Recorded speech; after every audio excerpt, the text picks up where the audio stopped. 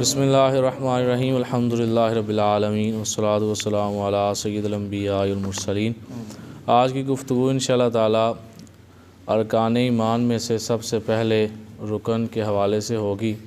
سب سے پہلے اس چیز کو سمجھ لیں کہ ارکان ایمان اور ارکان اسلام میں فرق کیا ہے۔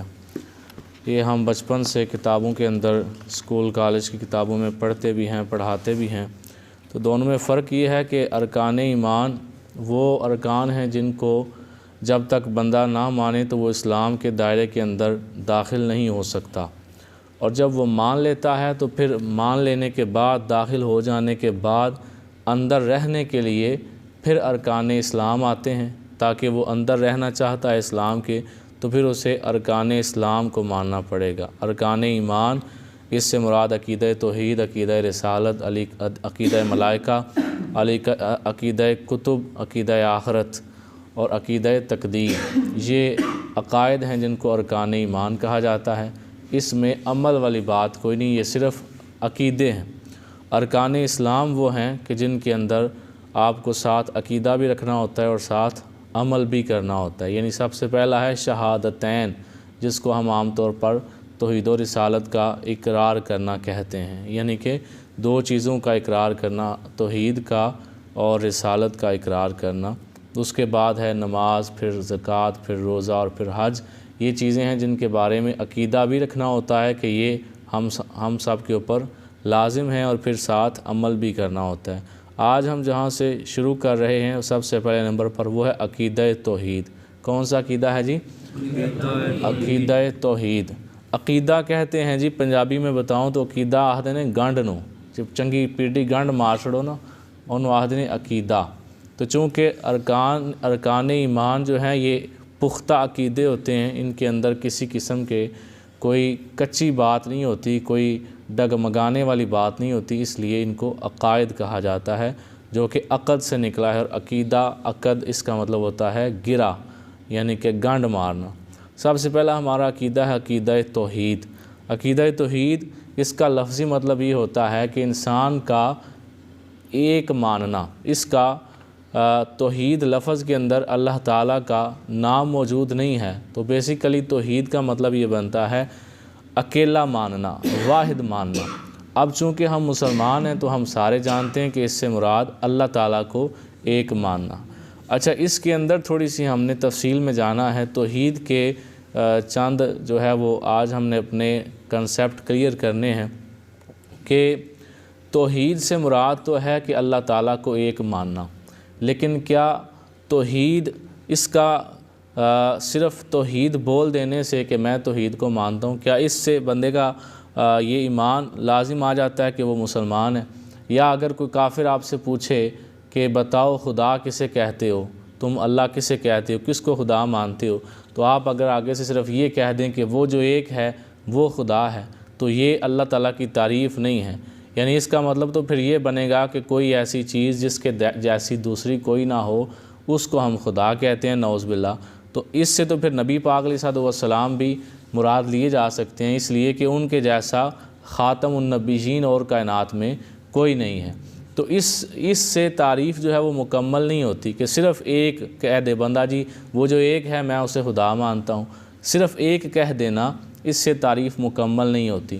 تو تعریف اللہ تعالیٰ کی ہم کیسے بیان کریں گے؟ ہم کہیں گے کہ ہم اللہ تعالیٰ کو تین لحاظ سے ایک مانتے ہیں۔ کتنی قسموں سے جی؟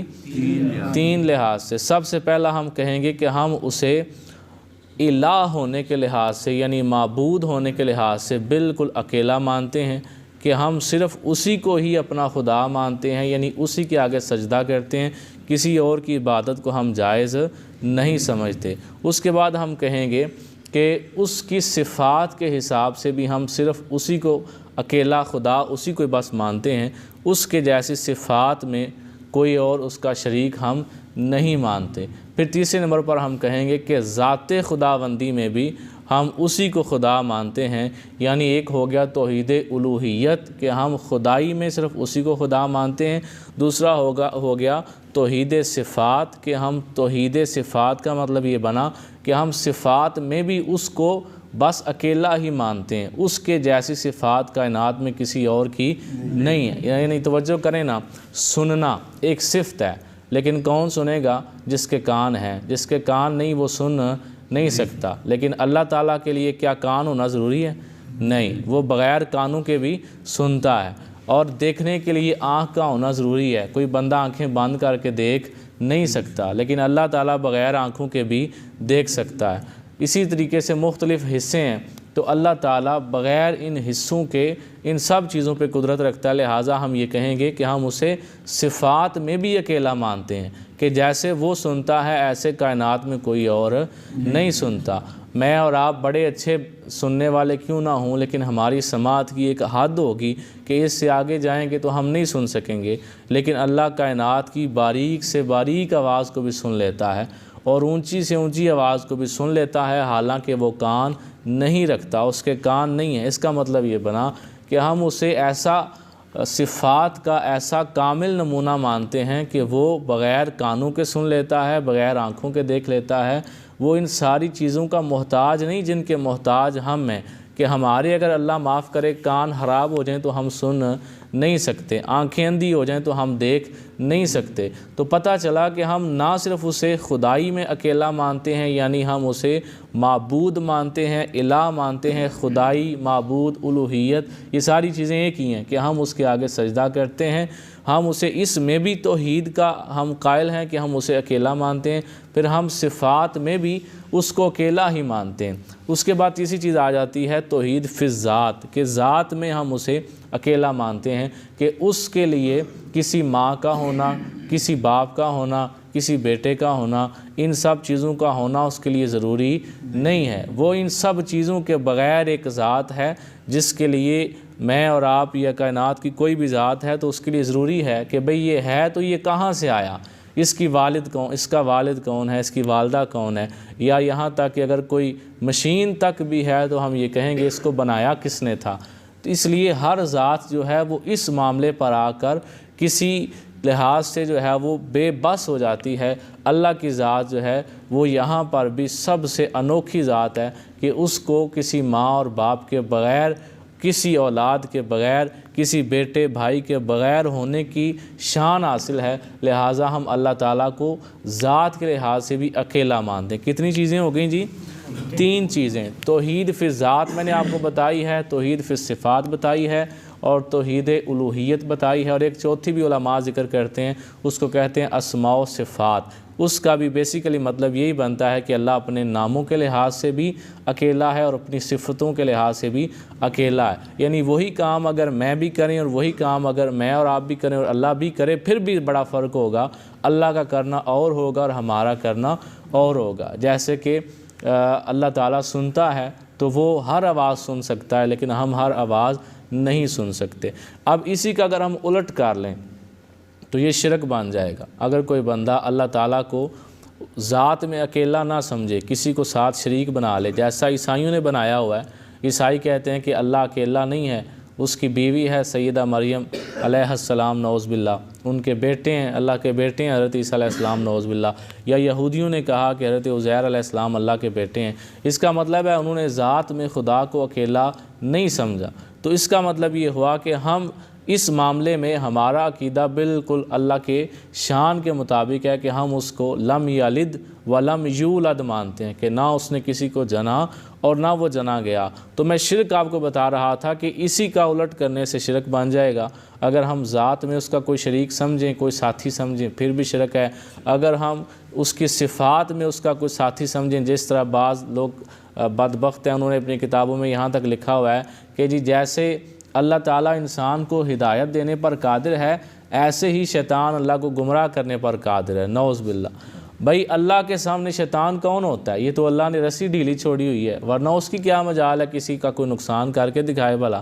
بھائی جب اللہ تعالیٰ کے سامنے حضرت آدم علیہ السلام کو ورغلا رہا تھا کہ پھل کھا لیں، اللہ اس وقت قادر تھا، چاہتا تو روک لیتا۔ کس وقت اللہ تعالیٰ کی قدرت کے برابر ہوا ہے نعوذ باللہ شیطان؟ لیکن بعض بدبختوں نے یہاں تک لکھا ہوا ہے کہ جیسے اللہ ہدایت دینے پر قادر ہے، ایسے ہی شیطان گمراہ کرنے پر قادر ہے۔ تو ہمارا تو یہ ایمان ہے کہ جیسے اللہ ہدایت دینے پر قادر ہے، ایسے ہدایت دینے پر اللہ کا کوئی نبی بھی قادر نہیں ہے۔ جو اللہ ہے وہ اللہ ہی ہے۔ اللہ نے قرآن میں ارشاد فرمایا نا انک لا تہدی من احببت ولکن اللہ یہدی من یشاء، محبوب آپ جس سے محبت کرتے ہیں آپ اسے ہدایت نہیں دے سکتے جب تک اللہ نہیں چاہتا، اللہ چاہے گا تو ہدایت ملے گی۔ لہٰذا ہمارے پاس تو قرآن کی آیت موجود ہے کہ ہم اللہ کے جیسا صفات میں کسی کو بھی نہیں مانتے، نہ اچھائی میں جا کر اور نہ برائی میں جا کر، یعنی نہ ہم شیطان کو کہتے ہیں کہ اس کی طاقت اتنی ہے کہ وہ نعوذ باللہ اللہ کے برابر ہو گیا ہے کسی بھی معاملے میں، اور نہ ہم کسی نبی کی اچھائیوں میں اسے اتنا جو ہے وہ بڑھا کے ذکر کرتے ہیں کہ کسی نبی کی اچھائیاں خدا کے برابر ہو گئیں، نعوذ باللہ۔ نبی بھی اللہ تعالیٰ سے کم شان رکھتا ہے، اور شیطان تو ویسے ہی اللہ کا دشمن ہے، اللہ نے اسے ڈھیل چھوڑی ہوئی ہے۔ اگر آج رسی کھینچے ابھی کھینچے تو وہ ہوتا کون ہے؟ اللہ تعالیٰ کے کسی بھی بندے کو گمراہ کرنے والا، وہ نہیں کر سکتا، یہ اللہ تعالیٰ نے خود ڈھیل چھوڑی ہوئی ہے۔ تو دو چیزیں ہو گئی جی۔ تیسری چیز ہے شرک فی العبادہ، عبادت میں شرک، جیسے کہ اللہ تعالیٰ کو ہم خدا مانتے ہیں، اگر کوئی بندہ، کوئی بھی کائنات کا بندہ اگر معاذ اللہ ثم معاذ اللہ ایسے ہی کسی اللہ کے نبی علیہ السلام کے حوالے سے یہ نظریہ رکھے کہ جیسے حضرت یوسف علیہ السلام کے بھائیوں نے سجدہ کیا تھا تو وہ تو عزت کا سجدہ تھا، تعظیمی سجدہ تھا، اگر کوئی بندہ ایسے ہی سجدہ کر دے کسی کو، یا اسی نظریے کے مطابق وہ کسی نبی کو پکارے یا شیطان کو پکارے یا کسی بھی کائنات کے کسی بھی انسان کے حوالے سے وہ ذکر کرے، تو وہ بندہ شرک فی العبادہ کا مرتکب ہوا، اس نے اللہ کی عبادت میں ساتھ شریک ٹھہرا لیا۔ جیسے یہودی حضرت عزیر علیہ السلام کو جب اللہ کی عبادت کرتے ہیں تو ساتھ ان کا ذکر کرتے ہیں، حالانکہ سبحان ربی الاعلیٰ کہتے ہوئے کسی نبی کا نام ساتھ لینے کی ضرورت نہیں ہے۔ بھئی دیکھیں نا، اللہ تعالیٰ سے بندہ کہے اے اللہ میں تجھ سے مانگتا ہوں تو مجھے عطا کر، اب ساتھ ہی بندہ کہہ دے کہ سبحان ربی الاعلیٰ، اے اللہ تو پاک ہے، بڑا بلند ہے، اور اسی وقت اس ساتھ ہی کہہ دے جیسے تو بلند ہے ایسے ہی عزیر علیہ السلام بھی بلند ہیں، تو شرک ہو گیا کہ نہ ہوا؟ ہو گیا نا۔ بھائی نبی کا علیحدہ ذکر ایک نبی کی کیٹیگری میں آنا تھا، نبی کا ذکر اللہ تعالیٰ کی کیٹیگری میں ہرگز نہیں آ سکتا۔ تو مسلمان الحمدللہ ایسا نہیں کرتے، یہ میں بس آپ کو سمجھا رہا ہوں کہ یہ ہوتا ہے شرک جو کہ یہودی اس وقت کرتے ہیں جب وہ اللہ تعالیٰ کی عبادت کرتے ہیں تو ساتھ عزیر علیہ السلام کا ذکر کر دیتے ہیں، یا اس وقت جب عیسائی حضرت عیسیٰ علیہ السلام کا ذکر کرتے ہیں اللہ تعالیٰ کے ذکر کے ساتھ، تو اس طریقے سے شرک فی العبادہ ہو جاتا ہے۔ اور جہاں تک بت پرستوں کی بات ہے، مشرکوں کی، آگ پرستوں کی، تو ان کا تو جو ہے وہ سیدھا ہی شرک ہے، کیونکہ ان کا مانگنے کا انداز یہ ہوتا ہے کہ ہمیں یہ بت ہی دے گا، وہ تو اللہ کا نام بھی نہیں نہ لیتے، تو ان کا تو یہاں پہ ذکر کرنے کی ضرورت ہی نہیں، کیونکہ ہم اس وقت باریکی والی بات کر رہے ہیں کہ شرک فی العبادہ سے مراد کیا ہے۔ تو 6 چیزیں جی میں نے آپ کے سامنے رکھی ہیں، توحید کی 3 قسمیں رکھی ہیں، پھر شرک کی 3 قسمیں رکھی ہیں۔ اب یہ چند باتیں تھیں، تھوڑی مشکل تھیں، کچھ باتیں آپ کو سمجھ آئی ہوں گی، کچھ نہیں آئی ہوں گی۔ اب آخر میں چند آسان باتیں میں کر کے اپنی گفتگو کو سمیٹنے کی کوشش کرتا ہوں۔ سب سے پہلا اصول یہ یاد رکھیں، اللہ کے لیے کسی سمت کا تعین کرنا یا کسی مکان کا تعین کرنا یہ ہرگز جائز نہیں ہے۔ اکثر لوگ کہہ دیتے ہیں نا انہیں میرا ظلم کیتا ہے، اللہ تو اتنے بیٹھے ہے نا ویخدا ہے پیا، تو یہ جملہ بڑا غلط ہے۔ اللہ کے لیے کسی بھی مکان کا تعین کر دینا یہ سراسر غلط ہے، اور اسلام میں اس کی اجازت نہیں ہے۔ اور دوسرا، جب یہ بولتے ہیں اتنے بیٹھے ہے تو 2 چیزیں ہو گئیں، ایک تو بیٹھنا ثابت ہو گیا، تو بیٹھنے کے لیے تو جسم ہوگا۔ ابھی ہم بات کر رہے تھے اللہ بغیر کانوں کے سنتا ہے، بغیر آنکھوں کے دیکھتا ہے، لیکن جب کسی نے کہا کہ بیٹھا ہوا ہے پھر اس کا مطلب ہے جسم ہے تو بیٹھا ہوا ہے، نعوذ باللہ۔ ایک یہ غلطی ہو گئی۔ دوسرا، مکان کا تعین کرنا یہ بھی جائز نہیں ہے۔ تو جب بھی کوئی بندہ کہے کہ اللہ دی ذات اتنے بیٹھی ہے یا اللہ بیٹھے ہے، نعوذ باللہ، اس کو فوراً ٹوکیں کہ اللہ تعالیٰ کے لیے مکان کا تعین کرنا کہ وہ اوپر ہے یہ غلط ہے۔ یہ مفتی ندیم صاحب جو ہماری مسجد میں آتے ہیں، ایک دفعہ ان سے میری اس موضوع پر کافی دیر بات ہوئی، تو انہوں نے یہاں تک فرمایا تھا کہ یہ جو ہم علماء کرام جب اللہ کا نام ذکر کرتے ہوئے ایسے کہتے ہیں نا اللہ، ایسے کرتے ہیں نا اللہ، تو وہ کہتے ہیں اس سے بھی مراد یہ نہیں کہ اللہ اوپر ہے، اس سے مراد یہ ہے کہ اللہ کی ذات بلند ہے، اس کا رتبہ بلند ہے، ایک تو ہے نا، اور ساتھ جب اوپر کا اشارہ ہوتا ہے تو اس کا مطلب ہے کہ وہ اونچی شان والا ہے۔ اللہ اکبر، اس کا مطلب کیا ہے؟ اللہ سب سے بڑا ہے۔ تو بڑا چونکہ ہے اس لیے بلندی اوپر کی طرف ہوتی ہے، تو اس وجہ سے انہوں نے کہا تھا کہ بس اس نسبت سے ہم کہتے ہیں اللہ، ورنہ ہرگز یہ مطلب نہیں کہ اللہ اوپر کی طرف اشارہ کر رہے ہوتے ہیں۔ اللہ کی ذات ہر مکان سے پاک ہے، بولیں ہر مکان سے پاک ہے۔ یہ نظریہ نہیں ہمارا کہ 7 آسمانوں کے اوپر کہیں اللہ نے ڈیرا لگایا ہوا ہے، کہیں مکان ہے جس میں اللہ رہتا ہے، ہرگز ایسا نظریہ نہیں ہے۔ اللہ مکان سے پاک ہے اور اللہ سمت سے پاک ہے۔ وہ تو کہتا ہے وَنَحْنُ أَقْرَبُ إِلَيْهِ مِنْ حَبْلِ الْوَرِيدِ، یہ جو تمہاری شاہ رگ ہے میں اس سے بھی قریب ہوں۔ تو اتنا زیادہ اللہ تعالیٰ قریب ہے کہ ہماری شاہ رگ سے بھی اللہ قریب ہے۔ تو اللہ کے لیے نسبت کسی مکان کی کرنا یا سمت کی کرنا یہ درست نہیں ہے۔ دوسرے نمبر پر کچھ لوگ کہہ دیتے ہیں کہ اللہ میاں، یہ جو میاں لفظ ہوتا ہے نا، یہ چونکہ ہم پنجاب میں رہتے ہیں، ہم نے صرف اسی حساب سے دیکھنا ہے کہ ہمارے بزرگ پہلے جو امام ہوتے تھے ان کو بھی میاں صاحب کہہ کے بلاتے تھے ادب کے ساتھ، تو ہمارے ذہنوں میں تو میاں لفظ جو ہے یہ بڑا ایک ادب کا لفظ ہے۔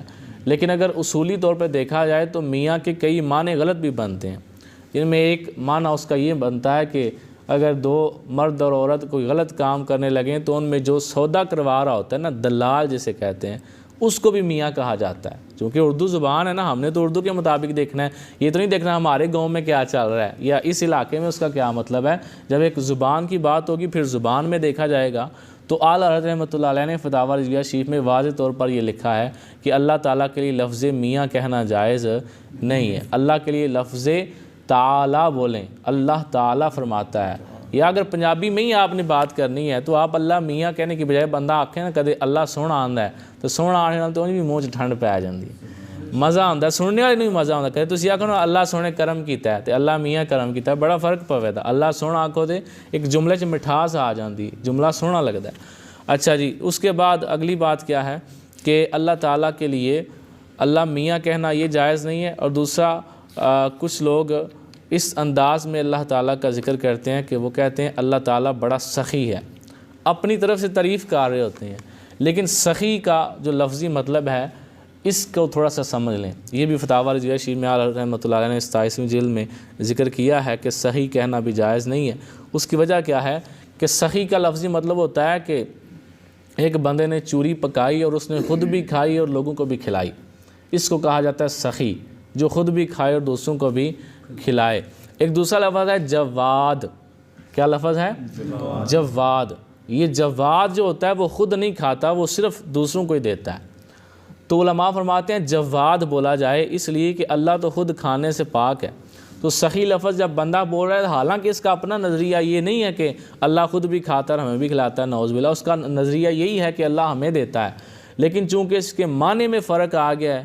اب مجھے بتائیں اگر ایک لفظ اس کا ایک مطلب غلط ہو اور ایک مطلب اچھا ہو، کیا آپ وہی نام اپنے ابا جی کے لیے بولیں گے؟ بولیں بھئی دیکھیں، ایک لفظ اس کا ایک مطلب اچھا ہے، ایک مطلب برا ہے، تو آپ کہیں گے ایک تے پیڑا ہے نا، اے نہیں ابے رواں سے بولنا، ٹھیک ہے جی۔ تو جب اپنے باپ کے لیے ہم اچھا نام پسند کرتے ہیں تو اللہ تعالیٰ تو ہر باپ سے زیادہ ہمیں پیارا ہے۔ اللہ تعالیٰ نے تو ہمیں باپ کی شان بھی بتائی ہے، اس لیے لفظ سخی اللہ تعالیٰ کے لیے جان بوجھ کر نہ بولیں، زبان سے نکل جائے تو بندہ فوراً خیال آ جائے تو بندہ استغفر اللہ کہہ دیتا ہے۔ یعنی یہ نہیں میں کہہ رہا کہ آپ زبان کو آپ نے تالے ہی لگا دینا ہے، بھئی جان بوجھ کے نہ بولیں، نکل جائے تو استغفر اللہ کہہ کے فوراً کہیں کہ اللہ تعالیٰ جواد ہے، صحیح کہنا جائز نہیں ہے۔ اسی طریقے سے اللہ کے لیے لفظ عاشق بولا جاتا ہے، اور یہ تو اکثر یہ جو کچھ ہمارے بھائی ہیں، میں ان کا نام تو ہے، نام لینا میری ویسے عادت بھی نہیں ہے، ان کی یہ مشغلہ ہے، کیونکہ میں بھی اسی جگہ پہ رہتا ہوں۔ مشغلہ کیا ہے؟ نماز ایک نہیں پڑھنی، کسی فاتحہ پھوڑی تے بہ جانے تھے، وہ معرفت کی گل کرنی، وہ عشق والیاں گلاں کرنی کہ انہاں تو وڈا اللہ دا عاشق ہی کوئی نہیں، انہاں تو وڈا عاشق رسول ہی کوئی نہیں۔ اوتھے دل 'چ ذہن ہو پوے تے مولوی صاحب اٹھ کے ٹر پے تو انہوں نے اتنا خیال نہیں ہونا وہ اٹھیے ذرا نماز پڑھ لی، اتنے میں بڑا وڈا عاشق رسول بنے ہاں، بڑا وڈا اللہ دا عاشق بنے ہیں، نماز دا ٹائم ہو گیا جا کے نماز ہی پڑھ لا، نماز نہیں پڑھنی تے او جناب پھر وڈیاں گلاں کرن دے کہ یقین کرو کہ پڑھیا لکھا بندہ تے کول بیٹھ کناں نوں ہاتھ لاندا ہوندا انہاں دی گل کے سن کے میں ہی نہ خراب ہو جاں۔ وہ ظاہری گل بڑی عشق والی ہوندی ہے۔ مثال دے طور تے ایک شعر بڑا پڑھیا جاندا ہے، جنون عشق سے خدا بھی نہ بچ سکا، تعریف حسن یار میں سارا قرآن لکھ دیا، نعوذ باللہ۔ ہن ویکھ کے کڈا سوہنا پہ لگدا ہے، لیکن بات جو میں کرنے لگا ہوں یہ بات اس طرف آئی کیوں ہے؟ بات اس وجہ سے آئی ہے کہ اعلیٰ فرماتے ہیں اللہ کے لیے لفظ عاشق بولنا جائز نہیں ہے، اللہ کو عاشق کہنا جائز نہیں۔ تو جب نہیں ہے تو پھر نہیں ہے، پھر اس کا یہ مطلب تو نہیں کہ اب اللہ کے لفظ عاشق بولنا جائز نہیں، تو یہی لفظ آپ اللہ کے نبی علیہ السلام کے معاملے میں بول لیں کہ آپ کہیں کہ اللہ اور کسی کا عاشق تو نہیں ہے لیکن نبی پاک علیہ السلام کا ہے، نعوذ باللہ۔ بھئی جب نہیں ہے ایک لفظ ٹھیک تو نہیں ہے۔ اب ہم اپنے آپ کو تو کہہ سکتے ہیں عاشق رسول، لیکن نبی پاک علیہ السلام کے لیے اللہ کو عاشق کہہ دیں، یہ بات غلط ہے۔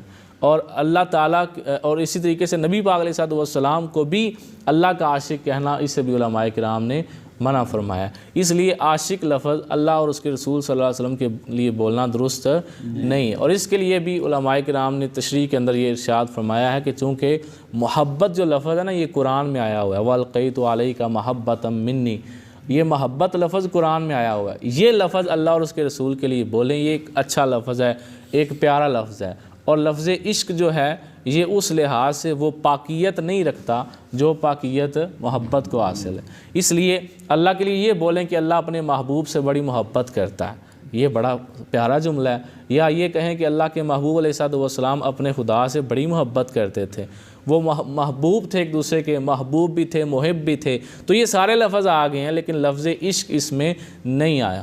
اب آخری بات ہے یہ کر کے میں اپنی گفتگو کا اختتام کرتا ہوں، اگر اس کے بعد کوئی آپ کے ذہن میں توحید کے حوالے سے کوئی سوال ہوگا تو آپ کر سکتے ہیں، اس کے بعد انشاءاللہ دعا کرتے ہیں۔ اور وہ یہ ہے کہ اللہ تعالیٰ کے لیے زندگی میں جاگتے ہوئے دیکھنے کا دعویٰ کرنا کہ اللہ تعالیٰ کو کسی نے زندگی میں جاگتے ہوئے دیکھا، یہ سوائے ہمارے آقا صلی اللہ تعالیٰ علیہ وآلہ وسلم کے کسی کے لیے بھی جائز نہیں ہے۔ کوئی بندہ بھی اگر دعویٰ کرے کہ میں نے اللہ تعالیٰ کو جاگتے ہوئے دیکھا ہے تو یہ اس بندے کا دعویٰ اس کے گمراہ ہونے کی دلیل تو ہے، لیکن یہ دلیل نہیں کہ یہ بندہ سچ بول رہا ہے، اس لیے کہ جنت میں تو سب کو دیدار ہوگا، یا پھر جیسے آتا ہے کہ شہید جب دنیا سے جا رہا ہوتا ہے تو اللہ تعالیٰ کے جلوے اسے نظر آتے ہیں، لیکن وہ زندگی ختم ہو رہی ہوتی ہے۔ زندگی میں جاگتے ہوئے کسی بندے کو اللہ تعالیٰ کا دیدار نہیں ہو سکتا۔ کوئی بڑے سے بڑا پیر آ جائے، اس کا یہ دعویٰ اگر آپ سن لیں تو اس کا مطلب ہے آپ اسے چھوڑ دیں، وہ دھوکہ دے رہا ہے کہ جب اللہ تعالیٰ نے حضرت موسیٰ علیہ السلام کو جاگتے ہوئے نہیں کرایا، فَلَمَّا تَجَلَّىٰ رَبُّهُ لِلْجَبَلِ، جب اللہ تعالیٰ نے چھوٹی سی تجلی عطا فرمائی تو کیا ہوا؟ خَرَّ مُوسَىٰ صَاعِقًا، آپ بے ہوش ہو کے زمین پہ تشریف لے آئے اور سارے کا سارا طور پہاڑ جو ہے وہ جل گیا۔ بھئی نبی سے بڑا کون سا ولی ہو سکتا ہے؟ نبی سے بڑھ کے کسی ولی کی شان نہیں ہوتی۔ اللہ تعالیٰ کو جاگتے ہوئے دیکھنا کسی کے لیے بھی نبی پاک علیہ السلام کے سوائے اس دنیا میں ممکن نہیں ہے۔ تو یہ چند باتیں آج عقیدہ توحید کے حوالے سے تھیں، اگر کسی کے ذہن میں کوئی سوال ہے تو آپ کر سکتے ہیں۔ اللہ تعالیٰ سے دعا ہے اللہ تعالیٰ ہمیں اسی طریقے سے ذوق و شوق کے ساتھ ہمیں جو ہمارے ارکان اسلام ہیں، جو ہمارے عقائد ہیں، جو ہماری عبادات ہیں، ان کے متعلق اللہ تعالیٰ ہمیں اسی طرح جو ہے وہ جوش کے ساتھ اور ذوق کے ساتھ علم سیکھنے کی توفیق عطا فرمائے۔